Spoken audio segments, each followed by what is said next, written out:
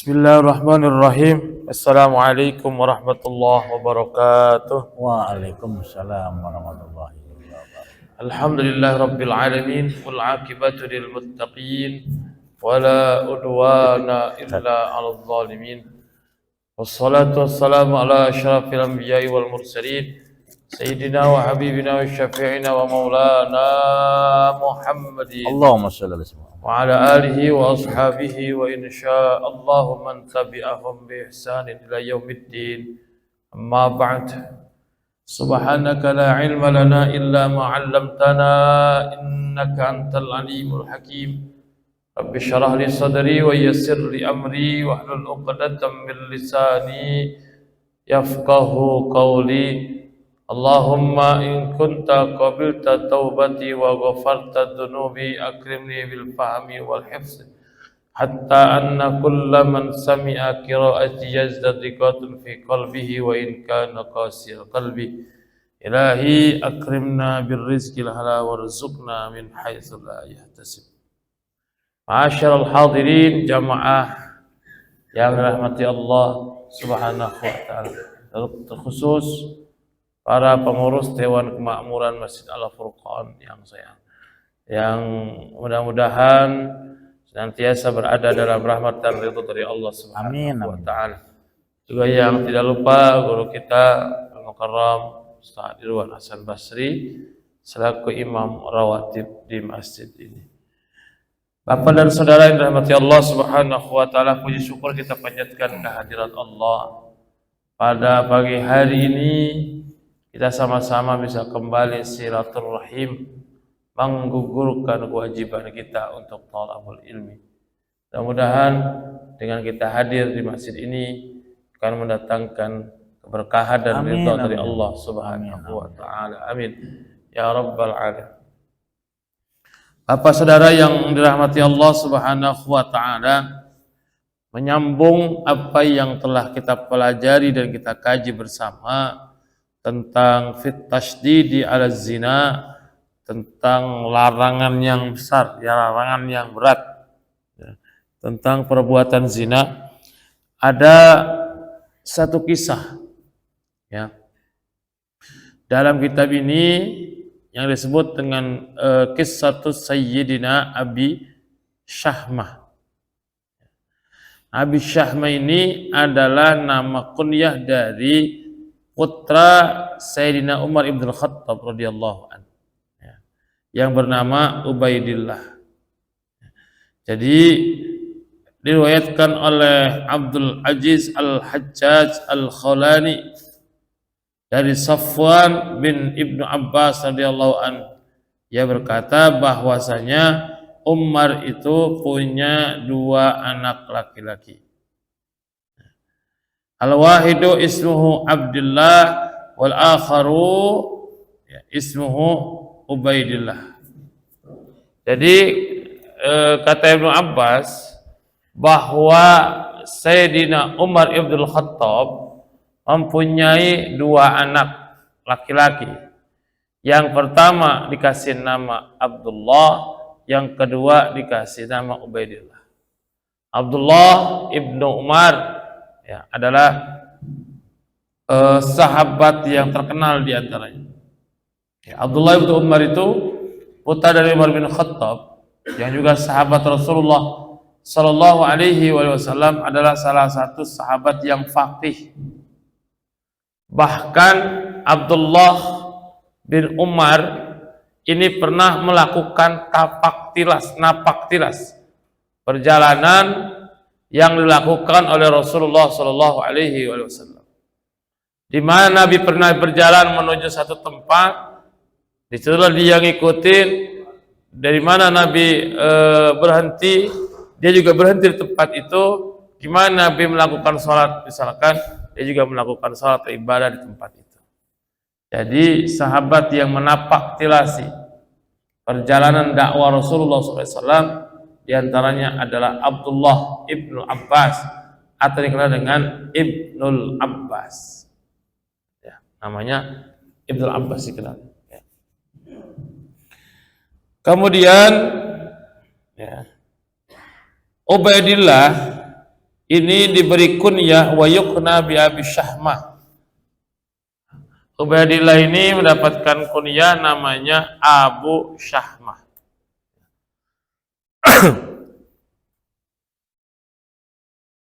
Nah, Abu Syahmah ini ya, adalah salah satu putra dari Umar bin Khattab, muwadhiban li kitabillahi wa qiraatih, yang menekuni ya, Al-Qur'an dan bacaannya. Tashabbaha qiraatuhu qiraat Rasulullah sallallahu alaihi wasallam. Bacaan sahabat Ubaidillah bin Umar ibn Khattab itulah menyerupai bacaan Rasulullah sallallahu alaihi wasallam. Ya. Jadi bacaan Ubaidillah ini, bacaan Qur'annya seperti bacaan Qur'annya Rasulullah sallallahu alaihi wasallam. Pernah Ubaidillah sakit yang sangat parah, hampir mendekati kepada kematian. Tapi Allah Subhanahu wa taala punya rencana, maka kemudian Ubaidillah kembali seperti semula ya. Dalam keadaan sembuh dari penyakitnya. Nah, kemudian ketika Ubaidillah ini sembuh dari penyakitnya, lalu kemudian dia mengangkat anak, ya. Kalau kita adopsi anak, dan kemudian menghadapkan kepada Rasulullah Sallallahu Alaihi Wasallam. Nah, bagaimana cerita terkenal yang dilakukan oleh Ubaidillah Ibnul Khattab radhiyallahu an, yang dikenal dengan bab cerita tentang perzinahan dan hukumannya. Jadi pada suatu hari Umar ibn Khattab radhiyallahu an, Amirul Mukminin, beliau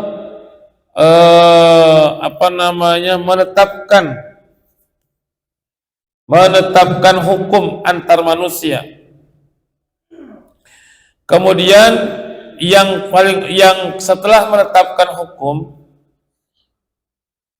Umar ibn Khattab kemudian menerapkan itu kepada anaknya di hadapannya. Kemudian ada seorang wanita datang kepada Umar ibn Khattab dan dia mengatakan, ya Amirul Mukminin, khudh hadzal walada fa anta haqqu minni. Wahai Tuan Amirul Mukminin, ambillah anak ini karena engkau lebih berhak atas daripada aku. Kemudian Amirul Mukminin menjawab, ya jariyah, kaifa yakunu hadza waladuka wa anta walatu wa akunu haqqu bihi minka. Wahai perempuan, bagaimana aku atau anak ini itu lebih berhak kepadaku, padahal engkau yang melahirkannya. Apakah saya punya hal yang lebih berhak daripada dengan anak ini pada istrimu? Kemudian perempuan itu menjawab, ya Amirul Mukminin, huwa min waladik. Wahai Amirul Mukminin, ya, dia adalah anakmu.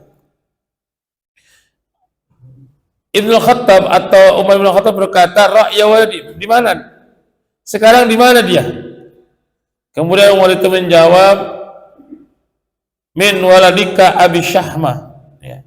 Jadi ada seorang perempuan, ya, ada seorang perempuan yang membawa anak kecil kepada Umar ibn Khattab, mengatakan, wahai Tuhan, ini anak engkau yang lebih berhak atasnya. Ya.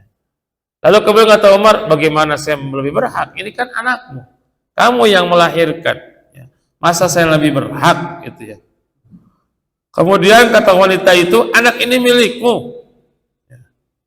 Kata Umar, anak milik saya dari mana? Dari sebelah mana? Maka kemudian itu menjawab, ya, min waladi Abi Syahmah, ini anakmu, cucumu dari anaknya Abu Syahmah, Ubaidillah bin Umar yang tadi. Lalu Umar bertanya, ya jariyah, ahalalun am haramun? Wahai wanita, apakah anak ini hasil hubungan yang haram atau hasil hubungan yang halal? Kemudian dia menjawab, ya amirul mu'minin, wallahi min kibali halalun wa min kibalihi haramun. Wahai amirul mu'minin, dari arah atau dari hadapanku bayi ini atau anak ini adalah halal, dan dari arah Ubaidillah adalah haram. Wa kaifa dzalika? Bagaimana kok ini anak di hadapanmu menurutmu atau bagianmu halal, sedangkan bagian anakku ini menjadi disebut dengan haram? Kemudian wanita itu menjawab, kharajtu min manzili dzata yamila haitin Bani Najjar. Saya keluar dari rumah saya suatu hari untuk perkebunan Bani Najjar. Abtail al-baqal, saya memetik sayur. Fa'adrakanil masa'u, ya. Kemudian lama di kebun tersebut, saya sampai tidur di sana, ya. Fanumtu fi dzalikal makan. Famarra alayya waduka Abu Syahmah. Kemudian ketika aku sedang tiduran, datang anak-anak laki-lakimu, si Abu Syahmah, ya, dalam keadaan mabuk, ya. Wa huwa sakranun, dia dalam keadaan mabuk. Kemudian Abu Syahmah merayu aku, tapi aku mencegahnya. Tapi kemudian aku tidak bisa atau tidak kuasa untuk menahan Ubaidillah bin Umar bin Khattab, ya, dalam keadaan mabuk. Falamma qada minni ma qada talaqtu bi atwaqi wa mazaqtu alaihi aswab. Terjadilah persetubuhan antara Abu Syahmah dengan wanita ini, dengan perempuan ini. Ya, perempuan ini dipaksa oleh Abu Syahmah. Kenapa? Karena Abu Syahmah dalam keadaan mabuk. Ya. Selesai dia mengatakan atau menunaikan keinginannya, menunaikan hasratnya, menunaikan nafsunya, ya. Kemudian aku pulang ke rumahku dalam keadaan bersabar. Aku menunggu haidku. Ternyata nggak lama waktu haidnya telat atau tidak haid, berarti wanita ini hamil dalam pikiran, ya. Kemudian 9 bulan kehamilan ini saya jaga, ya. Maka fakhudhu fa anta ahaqqu minni. Ketika anak itu telah lahir, maka wali itu mengatakan, ambillah, engkau lebih berhak terhadap anak ini. Fa inni qad ikhtartu fadhihatad dunya, bahwasanya, ya, aku telah memilih, ya, tentang kejelekan dunia, ya, ala fadhihatil akhirah, atas kejelekan akhirat. Fabaka Umar bin Khattab, mendengar hal tersebut Umar ibn Khattab radhiyallahu anhu menangis karena anaknya yang bernama Ubaidillah, dia menjinahi perempuan dalam keadaan mabuk, lalu perempuan itu hamil, ya, lalu kemudian melahirkan. Sampai nangisnya Umar bin Khattab ini sampai jenggotnya basah, ya. Kemudian besok harinya, ya, Umar bin Khattab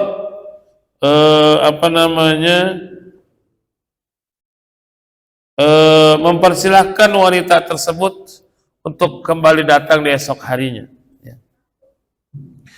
Kemudian Umar berkata, ya Jariyah as-sadaqini as-sahih. Anak perempuan, ya, apakah benar apa yang kau ucapkan ini? Kau wanita jujur kan? Benar yang kamu ucapkan. Ya. Kemudian, kalau memang aku benar, kalau memang engkau benar terhadap ucapanmu terhadapku, fana ansifuka, maka aku akan berbuat adil terhadapmu.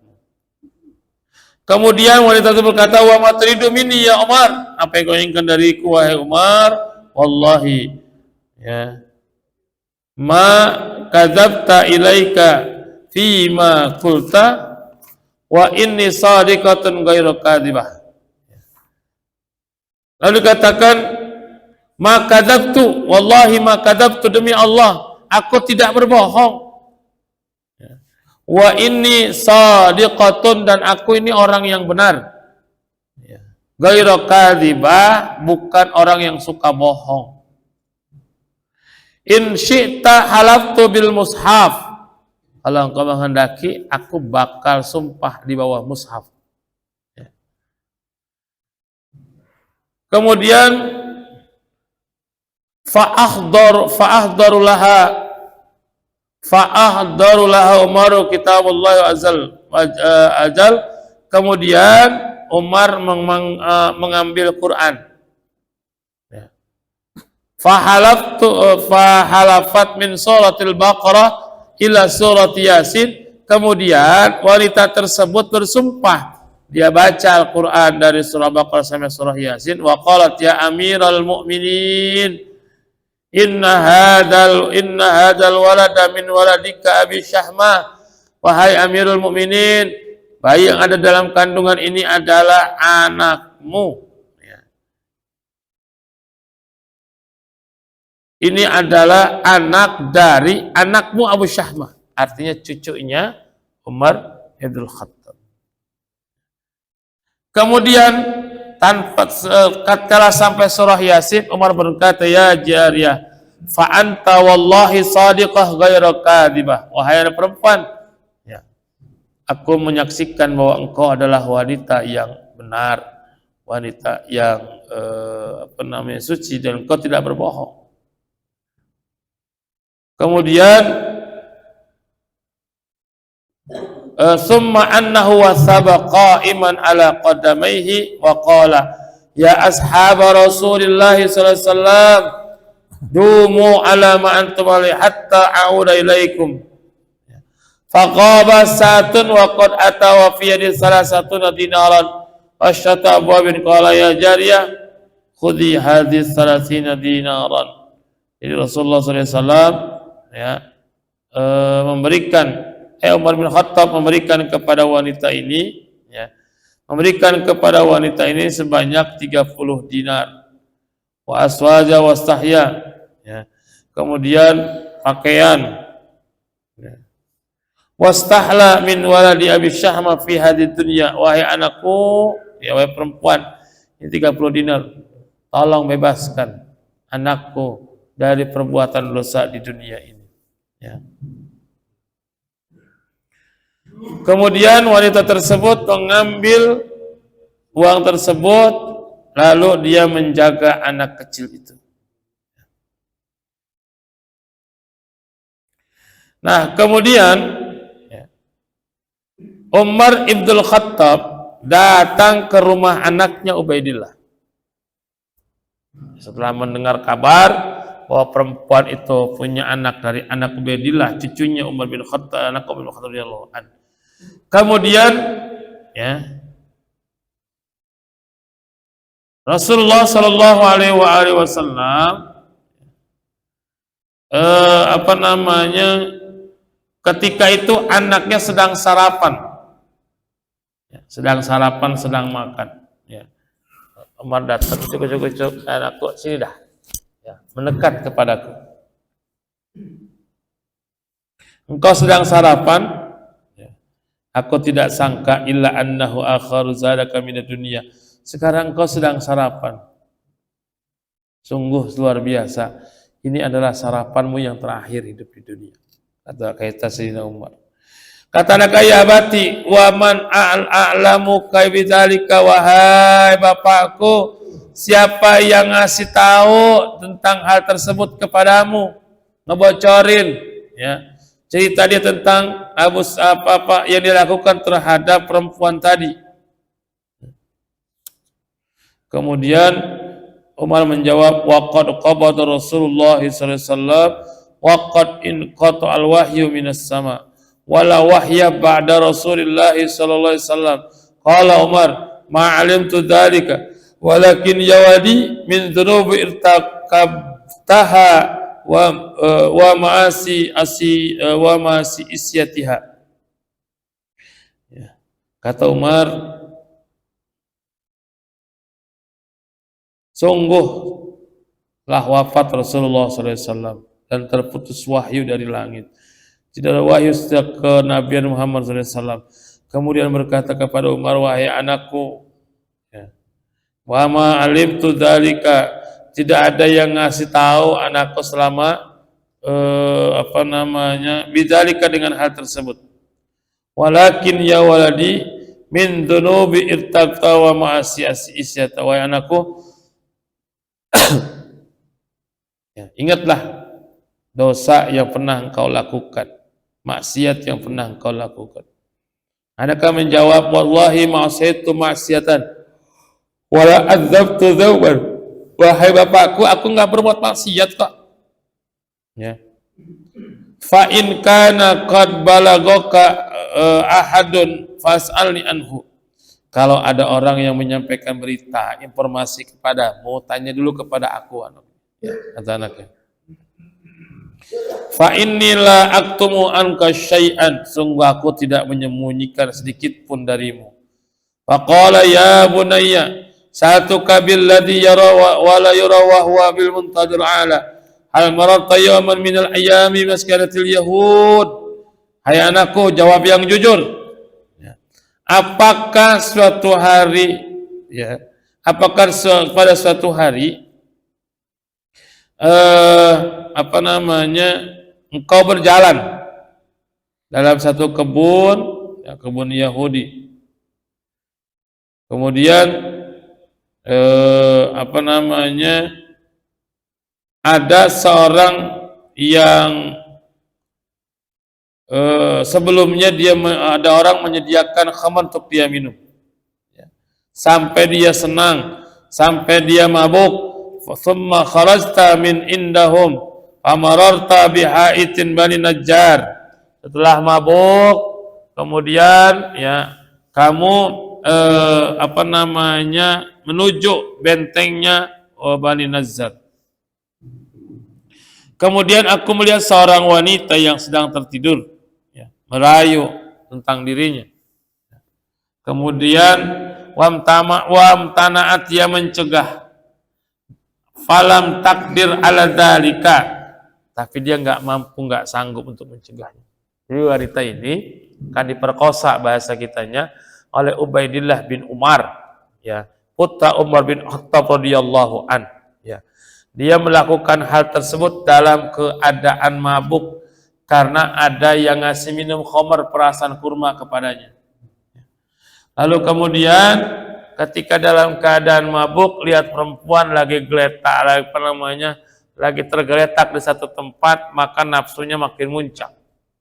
Lagi mabuk, lihat perempuan lagi tiduran begitu, ya udah, ya, maka nafsunya membara, hasadnya membara, perempuan itu digaulinya lah, diperkosa kalau bahasa kitanya. Karena dalam kitab keterangan ini perempuan itu sempat melawan, menolak, tapi karena dia tidak sanggup, apalah daya. Maka kemudian Ubaidillah bin Umar bin Khattab inilah yang kemudian meneruskan sekaligus juga akan melaksanakan hukuman kepada anaknya. Ya. Jadi singkat cerita, setelah anaknya ditanya, ada saksi yang mengaku, maka kemudian Umar bin Khattab melaksanakan hukuman kepada anaknya. Apa hukumannya? Ya. Karena bagi orang yang masih laki-laki yang perjaka, ya, ataupun perempuan yang belum menikah lalu dia berzina, maka hukumannya adalah 100 kali cambuk. Ya. Az-zani waz-zaniyatu fadlidu kullan minhuma mi'ata zallah. Ya. Cambuklah keduanya bagi anak yang orang yang belum menikah, laki-laki atau perempuan, lalu dia berzina, maka dicambuk 100 kali. Ya. Jadi kemudian Umar menegakkan hukum terhadap anaknya. Ini pemimpin hebat nih Pak. Kadang-kadang kalau pemimpin kayak gini, anaknya berbuat salah ditutup-tutupin. Dimenang-menangin lagi ya? Dimenang-menangin. Ya. Tapi Umar bin Khattab, anaknya berbuat salah, dia sendiri yang menghukum. Karena beliau sebagai khalifah saat itu. Ya. Beliau sebagai khalifah saat itu. Jadi Umar bin Khattab luar biasa. Ya. Sekarang mah anak kayak gitu dimenang-menangin. Udah gitu punya bini hedonis. Misalkan banyak main, banyak ini, banyak itu. Ya, menghabiskan harta dan sebagainya. Nah, Umar Ibnul Khattab radhiyallahu an lalu kemudian dia menghukum anaknya. Satu tempat, dan Umar Ibnul Khattab yang menyaksikan langsung anaknya dicambuk. Abu Sahma dicambuk oleh Al-Gojo, Umar bin Khattab melihat anaknya. Lalu ketika dicambuk tersebut, anaknya meringis, merasakan kesakitan. Ya. Kemudian dia berkata, "Ya abati sa'atuka billah, irhamni, wahai bapakku, ya. Aku mohon kepadamu karena Allah, kasihanilah aku, wahai bapakku," kata anaknya Abu Sahma. Ya, itu udah pukulan yang keberapa. Lalu jawab oleh bapaknya, "Ya bunayya, in rahimtuka fid dunya, lam turham godan fil akhirah." Hai anakku, kalau sekarang aku kasihani kamu, aku bebaskan kamu dari hukuman, maka rasa kasihan dan rahmat itu tidak akan kamu rasakan nanti di akhirat. Yang nyambuk Al-Gojonya namanya Muflih. Ya, namanya Muflih. Ijlidhu ya Muflih. Terus Muflih jilid atau cambuk dia. Terus dicambuk anaknya. Meringis kesakitan. Ya, meringis kesakitan. Jadi anaknya meringis kesakitan di hadapan Umar Ibnul Khattab ketika dicambuk, tidak menggoyahkan keputusan yang telah dibuat oleh Umar bin Khattab, tidak menguntungkan. Padahal sebagai pemimpin, sebagai khalifah, kekuasaan yang dia punya, dia bisa saja meringankan beban anaknya. Atau misalkan kalau zaman sekarang itu ya dia dilepaskan dari tuntutan misalkan, ya, sehingga bebas. Padahal Umar Ibnul Khattab radhiyallahu an ketika itu dilakukan, dia melihat anaknya dijilid, dicambuk di hadapan matanya. Anaknya pun merintih, dia menangis, dia meminta orang tuanya untuk membebaskan dia dari cambukan itu. Apa kata Umar? Kalau sekarang kau meminta dikasihani ya di dunia ini, maka di akhirat kamu tidak akan dikasihani. Ya. Nah, kemudian sampai kepada beberapa cambukan, hampir 100 kali cambuk. Ya. Berat yang dirasakan oleh Ubaidillah ibn Umar ibn Khattab. Akhirnya itu Ubaidillah nggak kuat, nggak tahan. Belum genap 100 cambukan, dia sudah meninggal dunia. Itu anaknya seorang khalifah, dia berzina, dia dicambuk karena perbuatan zinahnya, sampai-sampai karena tidak kuat dan tidak sanggup, ini anak ke Umar bin Khattab meninggal ketika dicambuk. Apakah Umar bin Khattab kemudian tidak melanjutkan apa yang menjadi keputusannya? Ini adalah sebuah keputusan. Ya. Ini adalah sebuah keputusan. Ya. Maka dicambuklah anaknya, walaupun dia nggak kuat sampai meninggal dunia. Siapa yang nggak kuat, Pak, punya anak dicambuk di hadapan kita sampai meninggal lagi. Tapi ketika anak itu meninggal dunia, Umar ibn Khattab yang memandikan, Umar ibn Khattab yang mengkafani, kemudian Umar ibn Khattab juga yang kemudian menguburkan anaknya. Sungguh luar biasa. Sungguh luar biasa seorang pemimpin seperti ini. Dia tidak mementingkan keluarganya. Beda sama sekarang anak pejabat, padahal anak pejabat di kementerian, bapaknya mau kerja jadi pejabat PNS dalam satu lembaga, anaknya yang pura-pura poya-poya dengan keluarga bapaknya. Banyak sempat terjadi, dia pakai mobil yang mahal, kemudian menganiaya seseorang, bahkan itu temannya. Ada lagi seorang polisi yang pangkatnya nggak seberapa, cuman bribka, tapi punya istri senangnya pesta, senangnya jalan, senangnya shopping, sampai dia mengatakan anak sekolah itu sebagai babu. Kakinya mau kerja sebagai polisi, belum sampai letan-letan acan. Ya. Tapi istrinya sudah hidup poya-poya, hedonis dan seterusnya. Ya. Padahal para pemimpin masa lalu, para khalifah, para pengganti Rasulullah Shallallahu Alaihi Wasallam, mereka sangat tegas dalam menerapkan hukum. Di antaranya adalah sahabat Umar ibn Khattab radhiyallahu anhu. Yang melakukan itu anaknya. Ya. Dia habis minum minuman keras, berjalan melihat perempuan, montok. Ya.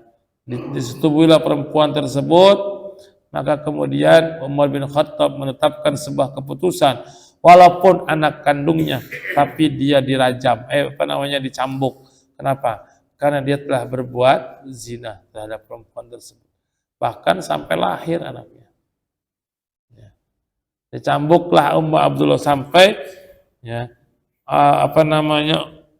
Ubaidillah ini meninggal dunia dalam siksaannya, bukan siksaannya, dalam melaksanakan hukumannya.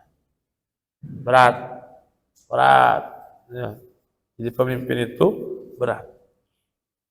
Nah, salah satu pemimpin yang inspiratif dalam memimpin, yang patut dijadikan contoh adalah kepemimpinan Umar ibn Khattab radhiyallahu anhu, yang luar biasa. Dan ini adalah didikan Rasulullah Shallallahu Alaihi Wasallam. Ya. Banyak fatwa dari Umar bin Khattab yang kemudian menjadi dasar hukum dalam hukum-hukum agama. Di antaranya ada tentang warisan. Ada tuh fatwa Umar bin Khattab yang tadinya nggak ada dalam Furuudul Muqaddarah, dalam bagian menentukan, tapi kemudian Umar bin Khattab membuat sebuah fatwa beristihad untuk agar pembagian warisan yang deadlock karena memang ada yang ini kemudian menjadi cair dan bisa diterima. Tinggal bagaimana cara kita mendidik anak keturunan kita agar mereka akan menjadi keturunan selanjutnya yang selalu berbuat baik. Ya. Pemimpin yang hebat adalah pemimpin yang bisa melahirkan pemimpin-pemimpin hebat. Rasulullah SAW adalah pemimpin yang super hebat. Kenapa? Karena beliau bisa melahirkan seorang pemimpin sekaliber Abu Bakar As-Siddiq, bisa melahirkan seorang pemimpin sekaliber Umar ibn Khattab, sampai kepada Utsman dan Sayyidina Ali dalam memimpin. Berarti Rasul adalah seorang pemimpin yang baik. Ya. Rasul SAW juga mengajarkan bagaimana cara menegakkan hukum. Pernah ada seorang wanita datang kepada Nabi minta dirajam. Mengapa minta dirajam? Karena wanita itu mengaku telah berbuat zina dan dia sudah menikah. Jadi hukuman bagi zina, bagi orang yang berzina belum menikah, orang berzina udah menikah, itu hukumannya berbeda. Kalau yang belum menikah, hukumannya adalah dicambuk 100 kali, tapi kalau sudah menikah, sudah berkeluarga, kemudian dia berzina, maka hukumannya dirajam. Apa itu dirajam? Didirikan di pinggir jalan, kemudian dilemparin dengan batu, apapun yang kita punya, kita lempar ke orang tersebut, sampai orang itu meninggal dunia. Nah, ada seorang perempuan datang kepada Rasulullah SAW mengaku dia berzina. Ini yang namanya aqarra, pengakuan. Ya, pengakuan bisa jadi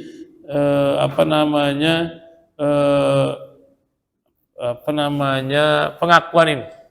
Ya. Aqarra, perempuan ini mengaku melakukan perbuatan dosa. Yang namanya zina, Pak, untuk menentukan satu hukum itu minimal disaksikan oleh 4 orang.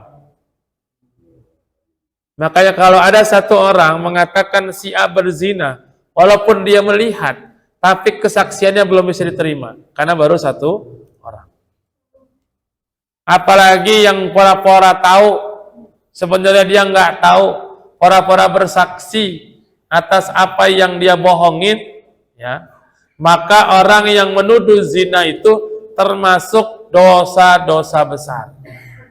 Nggak boleh sembarangan kita si A berzina, si B berzina. Kalau seumpama tidak ada bukti dan tidak ada saksi, maka tuduhan itu termasuk dosa besar, disebut dengan qadzaf. Kalau ada 4 orang yang bersaksi terhadap seseorang berzina, baru kemudian ya diterima saksi. Tapi kalau nggak ada saksi, setidaknya ada pengakuan. Dan pengakuannya berani disumpah. Kayak perempuan tadi, dia dihamili oleh Abu Ubaidillah, ya. Kemudian dia mengadu dan dia siap disumpah. Ya. Nah, perempuan tersebut kemudian ditanya oleh Nabi, apakah engkau hamil? Dijawab oleh Nabi, iya hamil. Udah, gak usah sekarang minta rajamnya, nanti saja, nunggu anakmu lahir. Ketika anaknya lahir, perempuan ini datang lagi kepada Nabi, minta dirajam. Sama seperti semula, minta dirajam. Bayangin Pak, perempuan hebat. Dia merasa berzina, kemudian dia minta dirajam. Ya. Rasulullah SAW kemudian bertanya, anaknya sudah segede mana? Ya. Jangan gara-gara pengen dirajam, kemudian punya anak kecil nggak keurus. Oh segede ini, sudah urus dulu anakmu sampai besar. Kalau sudah besar baru datang lagi ke sini.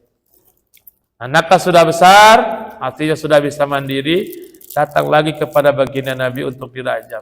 Maka kemudian Rasulullah SAW merajam wanita ini. Ini adalah sosok pemimpin.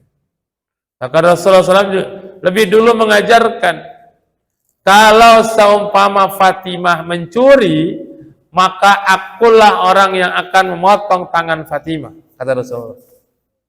Kalau Fatimah mencuri, aku yang akan memotong tangan Fatimah. Dan hebatnya luar biasa di Rasul, ya, Fatimah itu terjaga dari perbuatan-perbuatan. Maka disinilah ibrahnya, bagaimana ketika kita menjadi seorang pemimpin, tegas dalam ambil keputusan, dan kita konsisten dengan putusan yang telah kita keluarkan. Putusan dibuat tapi nggak konsisten, percuma. Dan yang itu yang perlu adalah sebagaimana dicontohkan oleh orang-orang.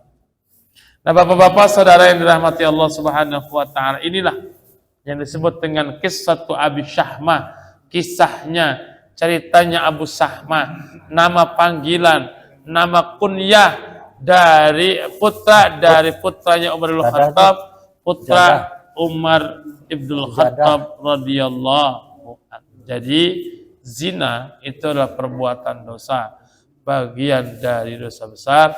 Maka semoga kita dijauhi oleh Allah Subhanahu wa taala dari perbuatan zina. Amin. Juga perbuatan memabukkan atau meminum khamr. Baik Bapak Saudara, sampai di sini apa yang saya sampaikan. Mudah-mudahan riwayat Abu Sahmah menjadi inspirasi bagi kita untuk menjaga diri perbuatan-perbuatan yang haram yang dibenci oleh Allah Subhanahu wa taala. Baik Bapak Saudara mati Allah, mudah-mudahan ada manfaatnya. Al-Fatihah. أعوذ بالله من الشيطان الرجيم بسم الله الرحمن الرحيم الحمد لله رب العالمين الرحمن الرحيم مالك يوم الدين إياك نعبد وإياك نستعين اهدنا الصراط المستقيم صراط الذين أنعمت عليهم غير المغضوب عليهم ولا الضالين آمين عفوا يا كريم اللهم بحق الفاتحة وسر الفاتحة وبركة الفاتحة وعظمة الفاتحة يا فرج الهم يا كاشف الغم يا من به يغفر ويرحم ويدافع البلاء يا الله ويدافع البلاء يا الرحمن ويدافع البلاء يا اللهم اجعلنا واجعل أولادنا وتلاميذنا وأهلنا وذرياتنا من أهل العلم والقرآن والخير ولا تجعلنا وهي من الجهل والفقر والشر والضير إنك على كل شيء قدير وهم فيها سبحانك اللهم وتحيتهم فيها سلام